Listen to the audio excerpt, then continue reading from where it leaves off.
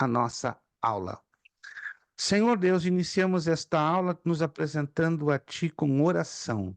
Sem oração não fazemos nada, sem oração não nos movemos. Sem oração não temos a certeza da vitória e nem de que vamos chegar no final dos nossos projetos, porque dependemos da Tua poderosa mão em nosso meio. Senhor, entregamos esta última aula da matéria de soteriologia, clamamos pela presença do Teu Espírito Santo, nos guia, nos orienta, nos fala, nos ministra, bem como abençoa os Teus filhos na realização desta prova. Prepara também a próxima matéria de Geografia Bíblica, estar iniciando na próxima semana, que Teu Espírito nos guie também, de uma forma muito especial, falando e ministrando aos nossos corações. Muito obrigado.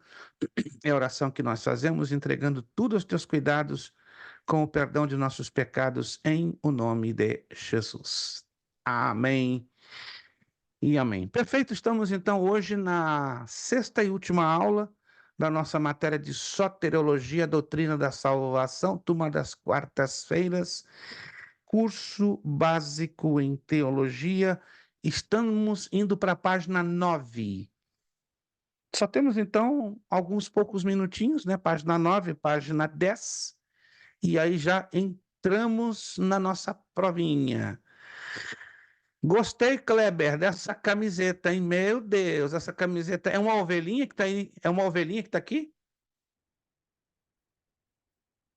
Abre o áudio, porque o seu áudio tá fechado, por favor. É o mapa do mundo escrito Marcos 16:15. Rapaz, isso aí não é pra gente pequena como eu, não. Isso é para monumento como Kleber da Silva. Isso é pra gente grande. Eu tô olhando essa camiseta, vale, é o mapa do planeta, exatamente, Marcos 16:15, ir por todo mundo e pregar o evangelho. Parabéns, Clebão, isso aí é só coisa pra gente grande, não é pra mim, não. É para os irmãos, né, que são gente grande. Agora, gente miúda como eu, é complicado, mas assim, amém. Página 9, nós falamos na aula passada, né, sobre é possível perder a salvação? Aí falamos, né, deste assunto bem ampliado dentro das Escrituras, e hoje nós vamos trabalhar com esses dois pontinhos, né? O ponto 2 e o ponto 3. Advertências diretas. A Bíblia contém muitas advertências acerca do perigo de cair da graça. Paulo advertiu os santos que achavam que fazendo o que quisessem estariam salvos, né?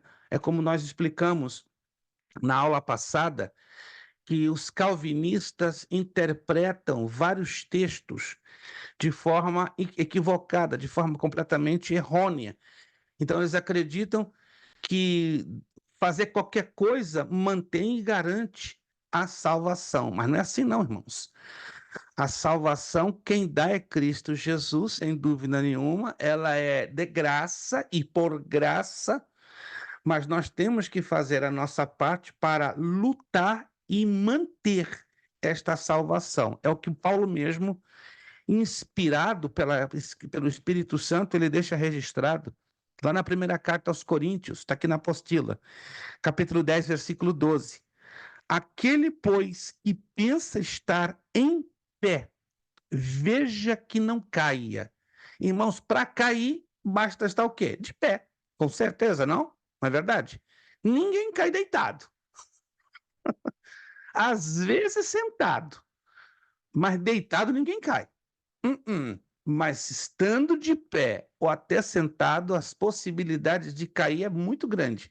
E de pé, então, nem se fala, entende? O tempo que eu vivia aí nessa área de Malden, Massachusetts, irmãos, quando chegava a época da neve, era um terror. Por quê, pastor? Porque, não sei, irmão, se eu tenho um problema de gravidade ou de equilíbrio, mas pensa num homem que todo o inverno tinha um mínimo de 4 quedas na neve. Não quebrei nenhum osso, graças a Deus. Parece uma coisa estranha, né? Eu tive quedas feias, de capotar e rodar 2, 3 vezes. Não, não, você não queria nem pensar. Meu filho se matava de rir. Pai, só parece um carro descontrolado. Mas eu sempre tinha a má sorte de pisar no black ice. E, irmãos, eu enxergo pouco, com pouca luz e durante a noite. Então era horrível. Eu colocava o pezinho, Senhor, guarda os meus passos. Eu acredito que o Senhor não guardou os meus passos. Eu rolava, mas rolava feio, entendeu? E ficava com muita luxação, né? Com contusões nas pernas, no joelho, mas graças a Deus nunca quebrei um osso. Então eu tenho essa humilde experiência, né? Quando chegava o inverno, eu já ficava traumatizado. Senhor, vai começar a sessão de quedas, e era pelo menos 3 a 4. Quando acabava aquela nevasca, né? Sei que nevou aí um pouco não, bastante forte no fim de semana. Eu falei, papai do céu, obrigado pela Flórida. Não sou melhor do que ninguém, não, mas obrigado. Apesar do calorão de junho, julho e agosto, eu prefiro não me incomodar mais com neve. Mas, irmãos, como eu já estava então colocando nessa exemplificação, para cair é muito fácil, para se levantar é complicado. O escritor da Epístola aos Hebreus, está aqui, ó, na apostila, advertiu, e é possível deixar o coração encher-se de descrença, a ponto de perder a salvação. Como é que é? Um cristão pode permitir-se o coração ser cheio de descrença? Claro.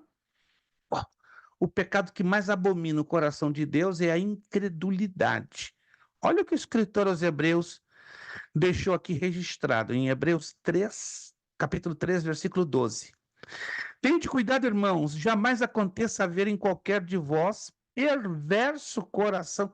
Olha a expressão que o autor aos Hebreus coloca, uma expressão bem forte, bem pesada, bem impactante para a gente pensar. Perverso coração de incredulidade. Pensa comigo, perverso já é uma coisa violenta, agressiva, somado à incredulidade. Meu pai, incredulidade é uma coisa difícil, na verdade, uma coisa dura, uma coisa forte, somada a um perverso, piorou ainda. Então, o escritor aos Hebreus fala de um perverso coração de incredulidade. E este perverso coração é o que consegue afastar-nos do Deus vivo. Meu Deus! Então, um cristão pode ter o seu coração cheio de incredulidade, cheio de descrença, a partir do momento que este perverso coração de incredulidade começa a dominá-lo. Que Deus use da sua grande misericórdia em não permitir que nenhum de nós cheguemos a alimentar este pecado dentro de nós. Meu Deus, isso aí é normal que eu e você vamos continuar errando e pecando não conscientemente, inconscientemente, mas que Deus nos defenda, nos guarde pelo poderoso sangue de Jesus que veio para nos limpar e nos purificar de termos esse perverso coração de incredulidade. Essa é uma razão porque algumas pessoas, quando se desviam dos caminhos do Senhor, elas não conseguem mais voltar.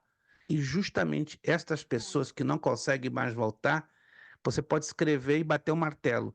De alguma forma, o perverso coração de incredulidade já ganhou espaço nos corações delas e elas se afastaram de Deus. Boa noite, pastora Boa noite, a paz do Senhor para Darlete. todos. Sentindo a sua falta, eu falei, Jesus passou no arrebatamento, levou a pastora Darlete e nos deixou na tribula. Não, tá ali, ó. Não. A tribula ainda não Ou, chegou, ou, não. ou pode ser o contrário, né?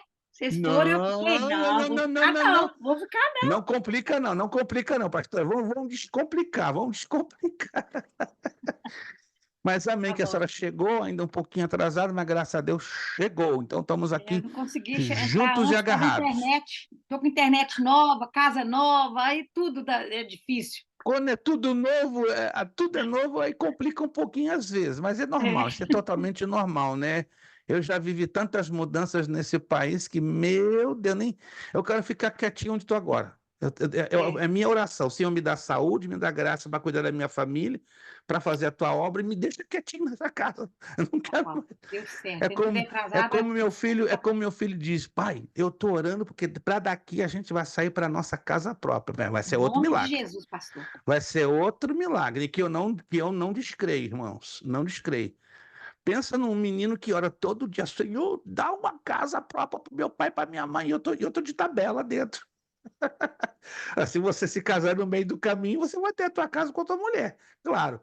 Não, mas eu estou acreditando que eu vou estar na tabela, né? Amém, glória. Glória a Deus. Então nós estamos aí, né, aguardando uma oportunidade, talvez no ano que vem, não nesse ano, se Deus assim nos permite tentar, né? Vamos fazer uma tentativa. Está bem difícil o mercado aqui na Flórida para tentar comprar casa. Estão exigindo muita coisa, não sei aí na área de vocês, mas aqui estão exigindo demais, mas a gente vai com calma, com tranquilidade, orando e esperando nas misericórdias do Senhor. Vamos lá. A Epístola de Judas leva-nos a meditar nos santos do Antigo Testamento. Página 9, pastora Darlete, página 9. Estamos no terceiro parágrafo, advertências Pastor, eu diretas. não estou com a apostila porque está tudo embalado, e eu estou com a Está minha tudo Bíblia, vou pegar a embalado. minha Bíblia. Eu não sei, eu estudei um pouco da Ok, prova antes, eu estudei a apostila bem antes, para perfeito, fazer a prova perfeito. hoje. E Perfeito. também estudei Então, aquele exercício que o senhor mandou para mim, mas eu fiz o exercício isto. também. Excelente. Não, tá bom. Então Eu não vou ficar com a apostila a senhora hoje, tá? acompanha então Porque com a não acho, a leitura apostila bíblica, que eu não. acredito que vai lhe ajudar. Isso, com a leitura bíblica, né? Perfeito. A gente entende Tá, eu porque vou só vou situação de sair para pegar mudança a gera Bíblia, essa tá? situação. Tá Perfeito, fica à bom. vontade. Desculpa aí. Epístola de Judas, versículo 5, nos diz assim, ó. A Epístola de Judas leva-nos a meditar nos santos do Antigo Testamento, dos dias de Moisés, quando diz: Quero, pois, lembrar-vos que o Senhor, tendo libertado um povo, tirando da terra do Egito, destruiu depois os que não creram. Vamos parar para pensar aqui, gente. O que o povo de Israel experimentou ali no Egito? A manifestação do poder de Deus na revelação de 10 pragas que vieram para arrebentar com o Egito, não é verdade? Eu creio que nenhuma nação no mundo, no planeta Terra, em nenhum momento, viu uma demonstração tão tremenda do poder de Deus através destas 10 pragas que vinham uma atrás da outra, batendo pesado em cima do Egito. Eu acredito, não sei vocês, se eu estivesse lá, eu ia ficar mais crente do que nunca, vendo cada praga caindo com força, liquidando com o campo, com as plantações, com os animais, fazendo o que fez na terra do Egito. Mas o escritor a Judas, que é o apóstolo Judas, ele faz uma declaração que a mim, pelo menos, me deixa aterrorizado. Olha só, vou repetir de novo. Quero, pois, lembrar-vos que o Senhor, tendo libertado um povo, tirando-o da terra do Egito, destruiu. Mas como? Esse povo tinha que ser mais crente do que qualquer um de nós. Mas esse povo não creu. Incrível! Viram a glória de Deus através de manifestações sobrenaturais e, por fim, acabam não creram. Não creram, não todos, mas a maioria, infelizmente, não creu. E geralmente é assim, irmãos. É sempre aquele grupinho pequeno que se salva. É o grupinho pequeno que se safa. É aquele pequeno grupinho que permanece fiel. A própria Bíblia diz, né? Jesus mesmo disse: por multiplicar-se a iniquidade, o amor de quase todos se esfriaria. Então, não é diferente nos dias de hoje. Os que vão participar do arrebatamento da igreja, tá vendo aqui? É um número infinitamente pequeno. Que Deus tem misericórdia para nós todos estarmos dentro desse grupinho. Tem pastor que prega, não, mas vão ser bilhões de bilhões de bilhões. Que bilhões, meu irmão? Com todo respeito. A Bíblia dá vários alertas indicando que o número dos arrebatados vai ser muito pequeno. Muito pequeno. Irmãos, eu não me atrevo a fazer cálculos e nem deduções. O planeta hoje tem 8 bilhões e 700 milhões de habitantes. Em torno de 3 bilhões e meio de cristãos. Você não sei, talvez vocês sabiam disso. De 8 bilhões e 700 milhões, em torno de 40% do planeta Terra, da população atual, deduz-se, se imagina por várias pesquisas, né? Inclusive uma que foi fechada agora pela Unesco em 2022, dá um número de 3 bilhões 485 milhões de cristãos. Mas no dia do arrebatamento, quantos desses 3 bilhões 485 milhões de cristãos vão ser arrebatados? A única coisa que eu posso dizer, com toda segurança na Bíblia, vai ser um número bem pequeno. Jesus mesmo disse, né, lá em Mateus 22:14, muitos são chamados, mas poucos os escolhidos. Então, que eu e você, vamos fazer isso aqui, na graça de Deus, na misericórdia do nosso Deus, vamos fazer um esforço grande e vamos estar dentro desse grupinho bem pequeno que vai subir. Há uma exortação, aqui, olha só, severa do apóstolo João, que não deixa dúvida alguma com a possibilidade de alguém perder a salvação. O apóstolo João, ele era muito direto, era o apóstolo do amor, mas quando ele escrevia as declarações vindas da parte de Deus, ele era muito consciente e não poupava, às vezes, as abordagens que, em alguns casos, chocava aos seus leitores. E aqui nós temos em Apocalipse 2:11, o vencedor de nenhum modo sofrerá o dano da segunda morte. Em outras palavras, os vencedores não vão ser condenados. Os vencedores não vão passar pelo lago de fogo e de enxofre. Os vencedores já estão com seus nomes escritos no livro da vida, no livro das obras do Cordeiro. Aleluia! Nós somos vencedores, temos que lutar com esta convicção. Jesus me salvou, me lavou com seu sangue, e eu estou lutando e eu vou entrar no céu como vencedor. Quem não entrar já não é vencedor, é fácil. Não é simples. Quem não entrar no dia do arrebatamento é vencedor. Então o que vai acontecer quem não entrar? O crente que não entrar vai estar aqui. E o crente que está aqui, ele vai ter uma escolha. Ou derramar o seu próprio sangue, negando a marca da besta, ou aceitar a marca da besta. E se aceitar, já era, acabou, tchau, terminou. Findou uma história que vai ser uma eternidade separada para com Deus. Então, irmãos, que Deus nos ajude a estarmos no grupo que vai participar do arrebatamento da igreja. Mas, infelizmente, repito, infelizmente, a própria Escritura nos deixa bem claro, vai ser um número pequeno que vai subir. E um grande número de cristãos vai ficar aqui na terra e só Deus sabe quantos que vão aguentar a grande pressão para não negarem o nome do Senhor Jesus e, consequentemente, não receberem a marca da besta. Mas que Deus nos ajude, que nós vamos chegar lá em cima como vencedores. O mesmo apóstolo João, em Apocalipse 3:11, ele diz: conserva o que tens, para que ninguém tome a tua coroa. Que coroa é essa? É o símbolo da nossa salvação. É o símbolo do bem mais caro que eu e você recebemos da parte de Deus. Não tem coisa mais cara nesse planeta, nem um BMW, nem um Rolls Royce, nem uma casa de 20 milhões de dólares ou de 100. Esses dias eu estava vendo no YouTube um corretor imobiliário muito famoso aqui nos Estados Unidos, que ele vende casas de 50 milhões de dólares acima. E meu filho mostrou, pai, olha só esse camarada. Uma hora de projeção de um programa, ele apresentando casas de 50, 70, 80, 100, 200, 600, 700, 900 milhões de dólares. Eu comecei a infartar, meu Deus, o que é isso?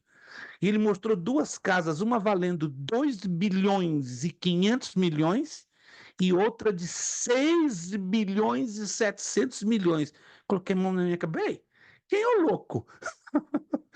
Que vai dar 6 bilhões de dólares por uma casa. Mas pensa na casa. Gente, eu nem vou entrar na descrição, que eu fiquei tão pasmado. Nunca tinha visto aquilo na minha vida. A casa parecia uma cidade. 23 quartos, 14 banheiros, 9 cozinhas. Eu falei, meu, o que é isso? É um Isso é uma hotel, cidade. pastor, na casa, não, hein? Muito bom, muito boa sua colocação. Isso é um hotel. É um hotel, ué. Mas era uma casa, irmãos, nas montanhas do estado de Nova York, perto de Albany. Eu falei, que é isso? Uma casa? Nem o Donald Trump tem tanto dinheiro para dar para uma casa assim, um hotel. Minha esposa falou assim: um hotel não é possível. Mas pensa uma coisa linda, com campo de golfe, isso e aquilo, com lago, rio e tal. 6 bi, a minha casa é mais cara lá no céu. A minha casa é feita de pedras preciosas, diamante, a calçada todinha de ouro. A minha ganhou. A minha, não, a nossa. Aleluia! Quem crê nessa casa? Que já é dono dessa casa? Eu Grande creio. vai ser o Eu galardão. creio, eu creio. Em nome de Jesus. Jesus já prometeu. Então a gente tem que batalhar para a gente entrar nessa casa, chamada Nova Jerusalém. E, irmãos, quando terminou esse programa, eu fiquei suado, literalmente sem folha. Eu falei, não, a minha casa não perece, a minha casa não precisa pagar imposto anual, não precisa se preocupar em trocar item quando quebrar, em trocar geladeira quando quebrar. Minha casa é perfeita, completinha e muito cara. Ela é indestrutível. Ela é a Nova Jerusalém. Então, irmãos, vale a pena Nova a gente, Jerusalém, pastor, ela é uma cidade, né? literalmente, lá em E alguns Apocalipse, cristãos sim, irão governar sobre ela, né? sim, os glorificados. Os Sim, cristãos porque os glorificados, né? Deixa eu abrir um rápido parênteses. No dia do arrebatamento da igreja, o que vai acontecer? Primeiro, os mortos em Cristo de todas as épocas vão ressuscitar. Não importa se foram queimados, se foram estraçalhados, o seu DNA vai receber o poder do Espírito Santo, aonde quer que esteja, no fundo do mar, no fundo de nossa, uma pastor, e aqueles da cremalheira. cinza, hein? Exato, exato. Isso não tem como entender aqui dentro, isso é impossível Nossa, darmos entendimento na nossa mente. O Espírito Santo só precisa de um pozinho daquela pessoa que foi queimada. Ele não precisa de um jarro, que geralmente as pessoas são cremadas e colocadas dentro de um frasco. Não. O Espírito Santo só precisa, ó, de um, de um pozinho para dali trazer a pessoa à existência com o corpo glorificado. Já para pensar, é uma coisa louca, uma coisa fantasticamente maravilhosa. Esse pedacinho se foi jogado lá dentro do fundo do mar, lá a 10 mil metros de profundidade, não importa. O poder do Espírito Santo vai lá, vai alcançar esse pedacinho de cinza e vai pastor, e trazer. aqueles que crema faz a cinza e um diamante em cima daquela cinza? Não me pergunte o que vai acontecer. Eu conheço um caso. Eu conheço um caso, e até de uma mãe de um pastor. E ele meteu na cabeça: eu vou fazer um anel, né, uma pedra preciosa, e vou colocar a cinza da minha mãe nesse anel. E eu Nossa, falando com a minha esposa, ele não está entendendo. O dia da ressurreição dos. Vai ser um negócio doido. Eu não sei o que vai acontecer com esse anel. Ele vai perder o anel. Porque a mãe, ou vai ser o anel ou a mãe dele. Vai ser a mãe que vai ressuscitar. Minha esposa, não. Esse aí já perdeu o anel. A mãe vai ressuscitar. Porque, irmãos, é uma coisa de doido. Tem pessoas que fazem. Com todo respeito, você tem um amor pela sua mãe, pelo seu familiar, mas a ponto de colocar cinza misturada para criar uma pedra preciosa e colocar no anel. Isso já é uma coisa um pouco absurda, idolatria, né? né? Idolatria, essa é a palavra. Amei meu pai demais, amei minha mãe demais, mas estão com Jesus, graças a Deus, salvos, esperando a ressurreição dos seus corpos, né? Não precisa idolatrar. Eles não foram cremados, foram sepultados normalmente lá no Brasil. Mas sinto falta deles, sinto. Mas não idolatro nem meu pai nem minha mãe, entendeu? Mas eu sei que eles vão ressuscitar com o corpo perfeito, maravilhoso, imperecível, incorruptível. Como Então, muitos irmãos, dizem, pastor, não sei se é verdade, vai ser com 30 anos. não, aí eu não posso apelar, porque isso seria uma Muitas falam que especulação é um 30 pouco. anos, porque 30 anos Não, é é o uma auge. especulação um pouco exagerada. Uma coisa é certa. As pessoas, quando ressuscitarem ou tiverem os seus corpos glorificados, claro que elas não vão ter aparência de idosos, né? Por exemplo, uma pessoa de 80 anos, no dia do arrebatamento, é óbvio que, como corpo glorificado, ela não vai manter a aparência de 80 anos, ela vai estar bem mais rejuvenescida, pelo menos pelo texto grego dá a entender isso. Agora, especular a idade é impossível, a gente vai descobrir quando acontecer, entendeu? De repente, Eu, a irmã Angélica vai manter a mesma aparência. De repente, o Clebão, né? O mesmo rostinho de 20 anos, né? De repente, a pastora Darlete, ó, a mesma aparência de 17, e assim por diante. eu perdi a minha avó, né? Aí Hum, eu sonhei, eu sonhei que eu estava num lugar muito bonito, era muito branco, tinha muita gente naquele lugar, sabe? E eu me via naquele lugar. Sabe quando eu me via naquele lugar? Só que aí tinha um monte de gente na fila. E tinha uma menina, tipo assim, uns 12, 13 anos, não sei qual a idade. E no hum. sonho eu tive discernimento que aquela menina era minha avó. Só que eu nunca nem vi foto da minha avó nova, né? Eu tenho só foto dela mais velha, né? E no sonho eu tive discernimento que aquela menina era minha avó. E ela falou assim: Olha, minha filha, tá vendo? Eu tô indo para esse lugar muito bom. E você fica aí, que daqui uns dias você vai vir também No para céu, esse lugar. irmã Angélica, teremos muitas surpresas, né? Provavelmente, se esse sonho tiver alguma relação com a realidade lá no céu, você vai descobrir facilmente. Essa é minha avó, tão novinha, mais novinha do que eu. São as surpresas que o Tipo céu. assim, eu tive discernimento no meu espírito que aquela menina nova era minha avó. Eu fiquei, sabe, eu fiquei pensando que não tem pão Não sobre isso, duvido, sabe? confesso, não duvido que, por exemplo, eu vou reencontrar com meu pai, não com a aparência que ele faleceu. Ele faleceu com 59 anos, bem parecido comigo, né? Já com os cabelos. Ele não era totalmente calvo como eu, mas ele tinha um pouco de cabelos grisalhos, né? Uma barba grisalha, entende? De repente eu vou chegar lá, cadê o meu pai? Luiz Prestes Macena. Eu vejo um menino. O senhor é meu pai? Ué, tô com o corpo glorificado. O que você esperar? Entende? Então, temos surpresa, gente. É a gente preparar o coração que a O gente vai pastor, encontrar que a Bíblia surpresa. diz que quando Jesus ele ressuscitou ali, alguns discípulos não Maria não reconheceram. reconheceu ele, exato. Maria não reconheceu porque ele estava com o corpo transformado. Os A dois palavra discípulos no caminho de Emaús também não. não reconheceram, né?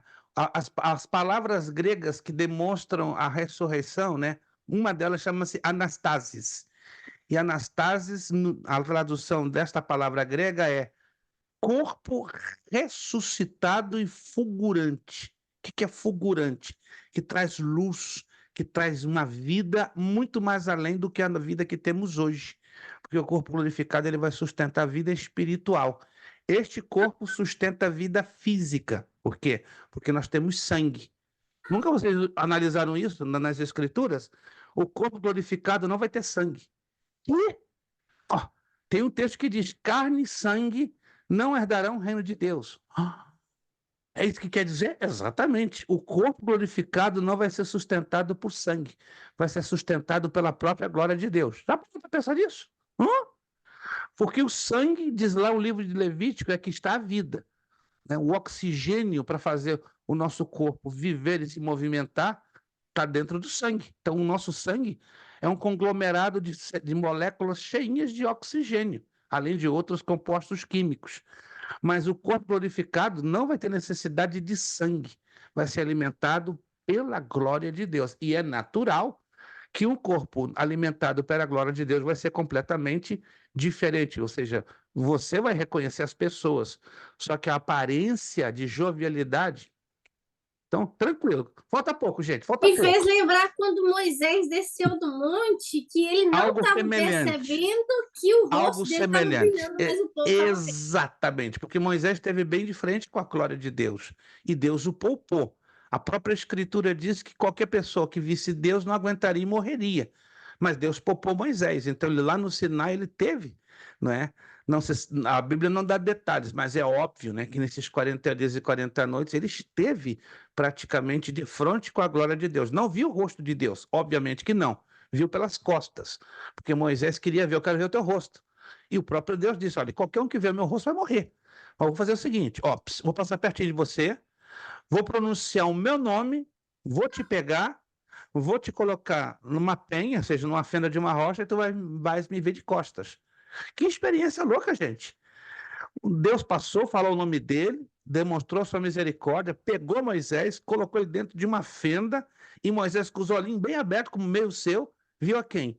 O nosso Deus pelas costas. Na verdade, ele viu a Jesus, que é a chamada cristofania, a materialização do Deus na forma humana. Então, ele viu Jesus pelas costas, entende? E diz a Escritura, não vou entrar em maiores detalhes, porque essa é uma matéria muito linda de escatologia. Diz a Bíblia, lá em Apocalipse 22:4, vai ter um dia que nós vamos ver o Pai, mas só quando tiver a questão dos novos céus e nova terra. O quê? Vamos ver Jesus no dia do arrebatamento, mas vamos ver o rosto do Pai, segundo Apocalipse 22:4, quando estabelecer-se os novos céus e a nova terra, ou seja, quando a nova Jerusalém descer na terra, aí eu e você vamos conhecer o rosto do Pai. E o Espírito Santo, a gente não vai ver? Não, porque é Espírito. E quem vê Espírito? Não se vê Espírito, mas é uma pessoa. Agora, o rosto de Jesus, repito, anotou aí? Vamos conhecê-lo no dia do arrebatamento. E o rosto do Pai, vamos conhecê-lo unicamente na Nova Jerusalém, quando ela descer na terra, nos novos céus e nova terra. Está lá em Apocalipse 22:4. Vamos fechar aqui. A verdade é o seguinte, né, pastor? O povo crente é um povo doido. O povo crente é um povo que acredita em que ninguém acredita, né? Vai contar isso para uma pessoa que não entende. Você é tudo doido. Não faça isso. Só se a senhora, se a senhora estiver bem cheia do Espírito Santo na pregação do Evangelho, aí essa pode colocar. Mas, de qualquer maneira, esse é o tipo de coisa que não dá para colocar. Temos que estar preparado, né? Por isso que eu sempre oriento. Quando você for evangelizar, toma tempo, se prepara, se consagra, peça que Deus te encha de graça, do seu poder, do seu Espírito da unção, e trabalha com aqueles textos bem impactantes, né? Geralmente, quando eu evangelizo, eu gasto um tempo me preparando. Aí, quando eu largo essas loucuras, rapaz, as pessoas ficam, opa, tá batendo bem da cabeça? 100%. Eu falo por convicção, eu falo por aquilo que eu estou vivendo, que eu estou experimentando. Certa feita, um camarada, né, um cara bem mundano, como é que Deus vive dentro de você? Eu não tenho explicação. Eu sei que ele vive dentro de mim. Aí ele, não pode ser, porque você não é um cara que bebe, que fuma. Isso quando eu tinha os meus 32, 35 anos de idade. Ele ficava impressionado com a minha forma de falar, de se comportar. Eu trabalhava na época no Banco do Estado do Rio Grande do Sul. Tinha os momentos de festas, e no momento de festa só tomava suco de laranja, limonada e comia só bolo, enquanto todo mundo enchia a cara com bebida alcoólica e até se envolvendo com mulheres. Eu quietinho no meu canto, eu ia a essas festas porque eu era o gerente da agência. Todo mundo me questionava, né? Por que você é tão diferente? Porque Deus vive em mim. O quê? Deus, que loucura é essa? Que doideira é essa? E eu tive a oportunidade de falar para muita gente, nem todos, claro, deram importância, mas de mais de 70 pessoas que eu evangelizei durante 7 anos que eu fui gerente de um banco, para a glória do Senhor, 13 conheceram a Jesus Cristo como Senhor e Salvador. E alguns disseram, agora eu estou entendendo a tua loucura. Agora eu estou entendendo a tua loucura. Que Deus vive em você, agora eu estou entendendo, porque Ele também está vivendo dentro de mim. Irmãos, essa loucura só ela é entendida quando a pessoa experimenta a mesma coisa que eu e você já experimentamos. Enquanto a pessoa não experimenta, você vai ser dito como doido, pancada, né? Lelé da cuca, normal. Totalmente normal. Então não se preocupe com isso, não, minha irmã. Continua evangelizando, continua revelando o verdade amor é o seguinte, de Deus. Né, pastor? A gente que tem essa chama dentro da gente, a gente quer que todos, na verdade, se convertam, mas na verdade nem todos, né? Nem todos, infelizmente. Você vai morrer livre. e pregar ali, a pessoa vai ver, igual quando Jesus estava em Betsaida, se eu não me engano, né? A credulidade era tanto que Jesus falou, não vou nem fazer mais nada aqui.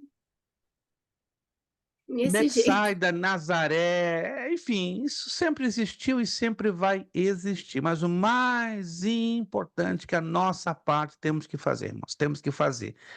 Que as pessoas ouçam ou deixem de ouvir, temos que fazer a nossa parte. O dia que a gente chegar lá no céu de mãos vazias, aí o negócio vai pegar.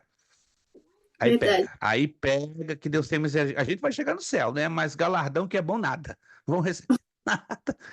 Porque, veja bem, a gente não vai chegar no céu porque ganhamos almas aqui. Mas o ganhar almas é o resultado de que amamos a Cristo e amamos o seu evangelho. Por isso que diz lá em 1 de Coríntios capítulo 3, versículo 11 a 15, né? Muitos vão chegar lá em cima, mas não vão receber nenhum tipo de galardão, porque o fogo da prova de Deus vai deixar bem claro que a pessoa, e lamentavelmente, não fez o que deveria fazer em prol do evangelho. Só fez para, como diz o ditado, fez para o gasto, só para a sua própria salvação.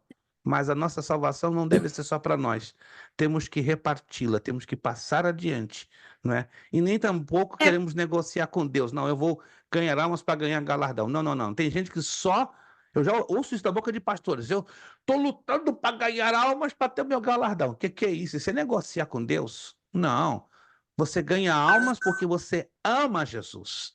E porque você ama a sua palavra e porque você ama as vidas, para que elas tenham a mesma experiência que eu e você tivemos em Cristo Jesus. Mas é um assunto bem complexo que eu não quero entrar agora.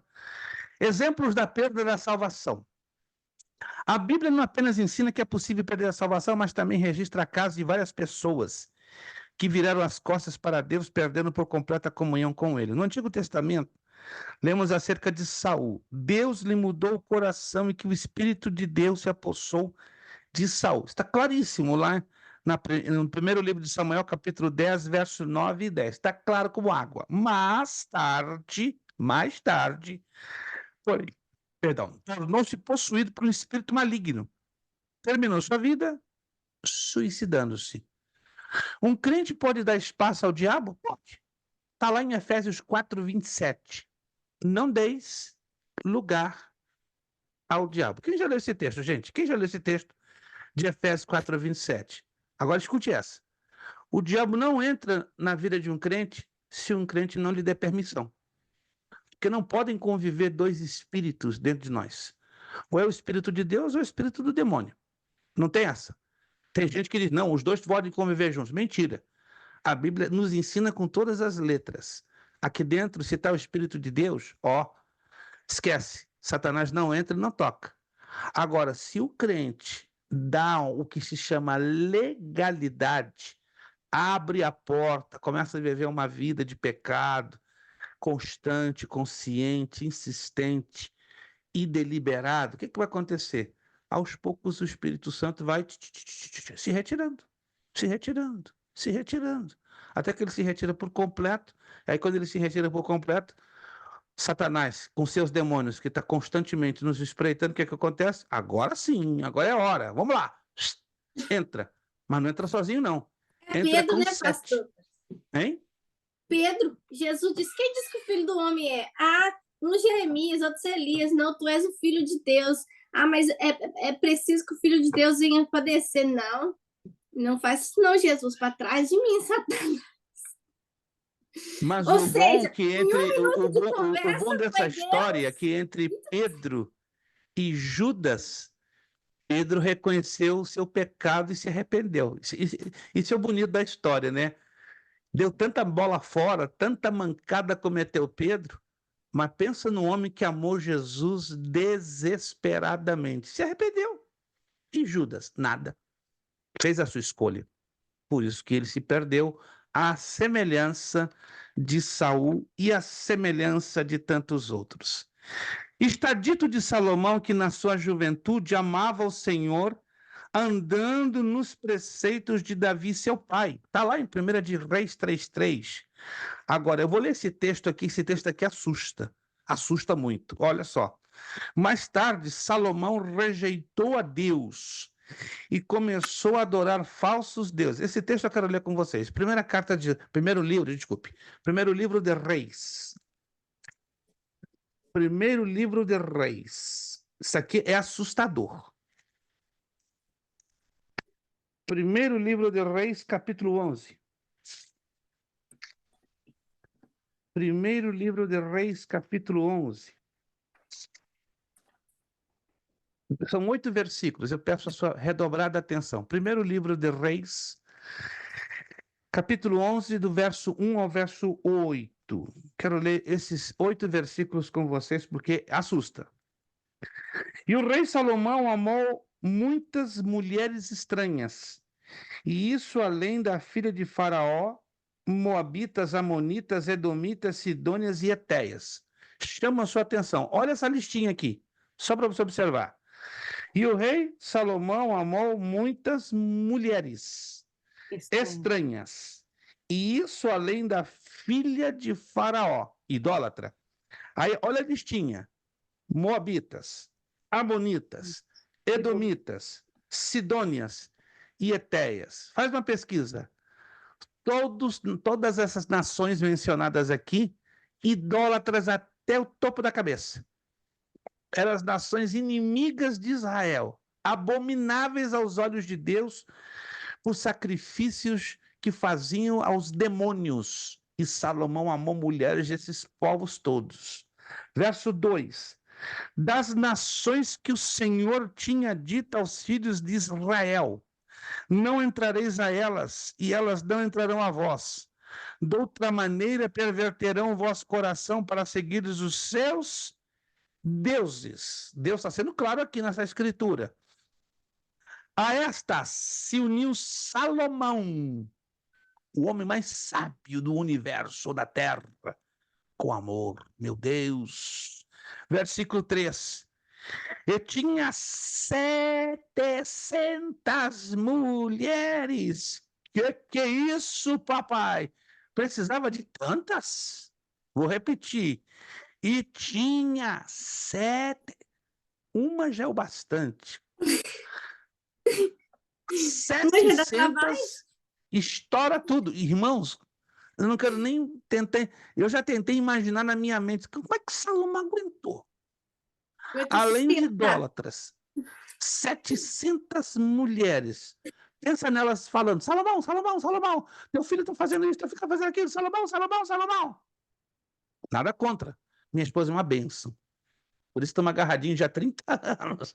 E não solta Maria Lúcia por nada. Não solta de jeito nenhum. Eu sempre digo a ela: eu sou a melhor pessoa por tua causa, meu bem. Ela olha para minha cara: sério? Tá falando sério? Eu sou uma pessoa muito melhor por causa de Jesus e de ti. Ela fica vermelha, fica da cor desse microfone. Sério? Eu consegui fazer essa transformação na tua vida? É ruim que eu vou largar de ti, mulher. Nem por 10 iguaizinhas a ti. Nem por 10 iguaizinhas a mim. Seria bem melhor. Vamos mudar de assunto. Mas Salomão, 700 mulheres, princesas. Não parou por aí, não. O homem, com todo respeito, guloso, sem vergonha, 300 concubinas. Isso aqui é sério. E suas mulheres, irmãos, 1000 mulheres. Para que isso? Que é isso, meus irmãos? Não dá para entender. Eu levei anos. Senhor, como é que um camarada tão cheio de sabedoria consegue cair para um lado tão pérfido, um lado tão destruidor, pervertido? Não dá para entender. E eu levei mais de 12 anos para entender isso, até que o Espírito Santo me falou: aquele que está de pé, para que não cai. Salomão estava de pé, mas ele não observou e caiu. Levei um tempo para entender isso. Mas amém, vamos lá. Versículo 4. Porque sucedeu que no tempo da velhice de Salomão, suas mulheres lhe perverteram o coração para seguir outros deuses. E o seu coração não era perfeito para com o Senhor, seu Deus, como o coração de Davi, seu pai. Davi errou muito, sem dúvida nenhuma, mas não chegou a esse ponto de ter o coração pervertido. Davi fez o que fez, e aqui não estou justificando os pecados de Davi, mas ele se arrependia, e se arrependia bonito aos olhos do Senhor. Versículo 5, isso aqui é chocante, presta atenção. Porque Salomão andou em seguimento a Astarote, deusa dos Sidônios, e em seguimento de Milcom, a abominação dos Amonitas. Versículo 6, assim fez Salomão, que era mau aos olhos do Senhor, e não perseverou em seguir ao Senhor, como Davi, seu pai. Versículo 7, vou até 8. Então edificou Salomão o alto de Quemos, a abominação dos Moabitas, sobre o monte que está diante de Jerusalém, e a Moloque, a abominação dos filhos de Amon. E o versículo 8. E assim fez para com todas as suas mulheres estrangeiras, as quais queimavam incenso e sacrificavam aos seus deuses. Por isso que muitos teólogos questionam se Salomão foi salvo ou não no final da história. Irmãos, a gente só vai descobrir isso quando chegar lá no céu. Chegar lá no céu. Aqui na Terra, olha, você pode entrar em milhares de debates teológicos. Não temos como entender isso. Não temos nem como avaliar isso. Eu creio sim que a salvação, como a perdição, ela é adquirida ou perdida em frações de segundos, como o ladrão da cruz. Uma fração de minutos, uma vida totalmente estragada e perdida, foi restaurada na presença de Jesus. Eu creio que Salomão se deu espaço ao Espírito Santo e se arrependeu, amém. Mas se não se arrependeu, esquece. Quando chegar lá no céu, depois de eu ver Jesus, vou procurar meus pais e vou procurar Salomão. E se eu não encontrar, já sabemos, né? O que aconteceu com ele. Tá? Cheguei lá no céu, quero ver meu Senhor. Já vou ver ele, já de tabela. Vou correr atrás do meu pai e da minha mãe. Vou procurar também vocês, né? Mas vou correr atrás de Salomão. Vocês eu sei que eu vou encontrar. Vou encontrar o Kleber, o mais bonito que já está, entendeu? Vou encontrar todos vocês melhores e mais bonitos. Mas se eu não encontrar Salomão, já estou sabendo do problema. Aí vou ficar quietinho no meu canto. Tá bom, deixa quieto, não vou mexer nisso não, porque Salomão já era. Que Deus tenha misericórdia de cada um de nós. Fechando aqui na página 10, fechando. No Novo Testamento, o exemplo mais destacado de um desviado e apóstata é o de Judas Iscariote. Já falamos bastante sobre isso. Judas, no princípio, era um verdadeiro crente em Deus, pois jamais Cristo confiaria um pecador no ministério de evangelizar, curar enfermos e expulsar demônios. Olha só, Mateus 10, 7, 8 fala bem sobre isso. Porém, já por ocasião da última ceia, Judas havia abandonado a fé. Então foi um processo, não aconteceu, do dia para a noite, foi um processo. Cristo sabia que Judas já não fazia parte do grupo dos salvos. O próprio Judas confirmou isso quando traiu a Cristo e suicidou-se. Sem comentários, porque já falamos sobejamente sobre esse assunto. Himeneu e Alexandre, dois cooperadores de Paulo, após manter a fé e boa consciência, naufragaram na fé. E Paulo os entregou a Satanás. Alguém me perguntou, pastor, que expressão é essa? O que Paulo quis dizer com isso? Entregar o caboclo na mão de Satanás. O que é isso? Isso é uma expressão de linguagem muito comum naquela época, né? Quando um apóstolo entregava alguém nas mãos de Satanás, o que o apóstolo estava fazendo? Expulsando-o da congregação. Porque enquanto o crente está na igreja, ele tem a proteção de Deus, porque ele está em comunhão com o corpo de Cristo. Alguém tá me entendendo? Quando a pessoa está na igreja, ela tem uma cobertura de proteção da parte de Deus. Por isso que a Epístola aos Hebreus diz, né, que alguns estão deixando de se congregar, estão se expondo a perigos espirituais. Ou seja, é a ordem de Deus que nós, como membros do corpo de Cristo, nos congreguemos para usufruir o quê? De uma proteção da parte de Deus. Quando a pessoa é expulsa da congregação, claro, por um pecado bem justificado à luz das Escrituras, ela está exposta no mundo e exposta às influências do demônio e de Satanás. Isso que quer dizer a expressão entregar alguém a Satanás. Não é pegar a pessoa literalmente e jogar na mão do diabo. Não se trata disso. Isso era uma expressão de linguagem muito comum dos tempos de Jesus, né, dos tempos do Novo Testamento. Para nós, se você ler, interpretar ao pé da letra, claro, você vai criar uma outra interpretação estranha e até mesmo bizarra, surrealista, absurda, que não faz muito sentido.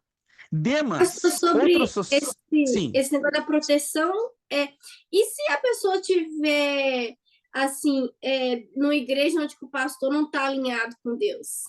Ela está debaixo dessa proteção? Aí muda o assunto. Se o Porque às pastor vezes não a está pessoa alinhado é por crente Deus... e tal, mas o pastor dela já não é tanto. Não, aí está expondo ao rebanho o mesmo problema. Aí Deus não se responsabiliza. Isso é bem interessante, essa sua abordagem. Deus só se responsabiliza da congregação. Veja bem que coisa séria. Isso é muito sério. Deus só se responsabiliza do rebanho dele, daquela congregação, a partir do momento que a liderança está com compromisso com ele e com a sua palavra. Enquanto o líder e o grupo de líderes estiverem com compromisso com ele e com a sua palavra, Deus então se responsabiliza pelo rebanho. Agora, se a vida do pastor ou do seu grupo de obreiros está fora da palavra, está desalinhada, Deus não tem compromisso com o rebanho. Mas, pastor, Lembrei, é verdade. o rebanho não tem culpa. Você vai dizer, mas o rebanho não tem culpa. Claro que não tem culpa, mas as consequências são diretas. Não tem jeito. Irmão, muita gente está doidinho para ser pastor de igreja, mas não sabe da gravidade do problema. Não é problema, é bênção. Desde que ele tenha chamado e batalhe para ter uma vida na presença de Deus. É bênção. Agora, se ele sair da presença de Deus, arrebenta com tudo. Ele vai comprometer vidas, ele vai arrebentar com vidas, irmãos. Por isso que quando um pastor cai em adultério, me permita rapidinho abrir esse parênteses, cai em adultério ou num pecado grosseiro que escandaliza a igreja, quem é a primeira pessoa a ser afetada depois da família do pastor? A igreja. Irmãos, isso está acontecendo diariamente, estamos aqui falando, mas só Deus sabe quantas igrejas agora estão sendo machucadas, pisadas, rachadas por causa de mau comportamento de pastores e líderes. É séria a coisa, irmãos. É muito sério. Tem gente que olha para mim, eu evangelizo pessoas, elas falam para mim, pastor, pelo Senhor eu entro na igreja, mas eu nunca mais quero pisar meu pé numa igreja por causa do pastor fulano. Aí dá uma listinha de pastores que deram mau testemunho e faz com que a pessoa fique machucada, ferida, não querendo saber de igreja. Na sua casa eu vou. Se o senhor fizer um culto na sua casa, eu vou. Agora eu nunca mais quero pisar numa igreja. É sério isso, gente. Pessoas machucadas. Por isso que tem os chamados desigrejados. Não estou justificando os desigrejados. Está mal a situação deles? Está. Mas se você se aproximar de cada um deles, você vai descobrir que cada um deles tem uma história. Uma história que foram machucados, feridos, abusados emocionalmente, espiritualmente, até financeiramente. Todo desigrejado tem uma história, irmãos. Eu não estou aqui justificando o posicionamento deles, que é realmente errado, mas quantos estão correndo atrás dessas pessoas feridas, e ajudá-las a serem curadas para que voltem a ter credibilidade de igreja? Eu tive uma última pesquisa, alguns meses atrás, que só no estado de Massachusetts e Flórida existem quase 100 mil desigrejados de todas as raças. Não estou falando da igreja brasileira. Tem quase, entre os dois estados, quase 100 mil pessoas que estiveram algum tempo na igreja e não querem saber nunca mais de uma igreja porque foram pisadas, machucadas, feridas. Que Deus tenha misericórdia de nós, irmãos. Pastor, que a maioria hoje da igreja está sendo só aquela patota mesmo ali, pronto, só eles ali, para estar bom. É uma pesquisa dura, né? Pensa em 100 mil pessoas entre dois estados nos Estados Unidos, aí entram todas as raças, né? Americanos, hispanos, brasileiros, o que você imaginar. Mas é muita gente parada, não querendo saber do evangelho, é muita gente. Agora, como seria a estatística em todos os Estados Unidos? Nem quero me arriscar. Já ouvi o pastor John Hagee, o pastor americano, dizer que existem quase 50 milhões de desigrejados em todos os Estados Unidos. É muita gente.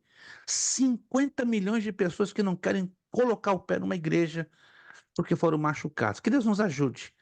Quando você orar... Pastor, que tem muitas igrejas, nossa, muita gente desigrejada, muita gente.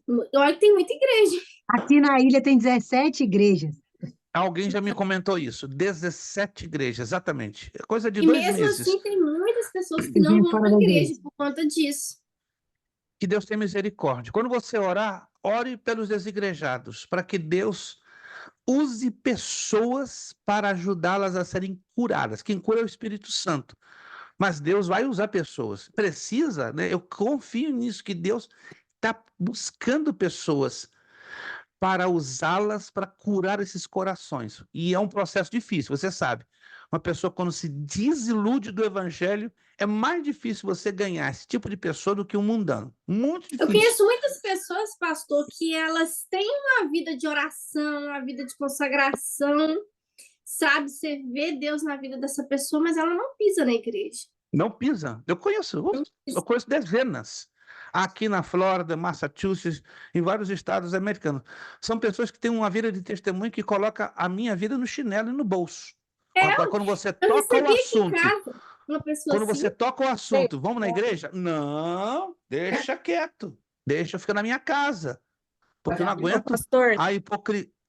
Sim, diga. é certo usar a expressão desviada? A pessoa está desviada ou não é uma heresia? É um pouco pesado.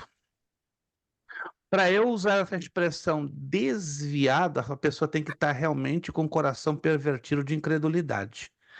Biblicamente se aplicaria o termo desviado para aquele exemplo que nós falamos aqui agora há pouquinho na apostila, né?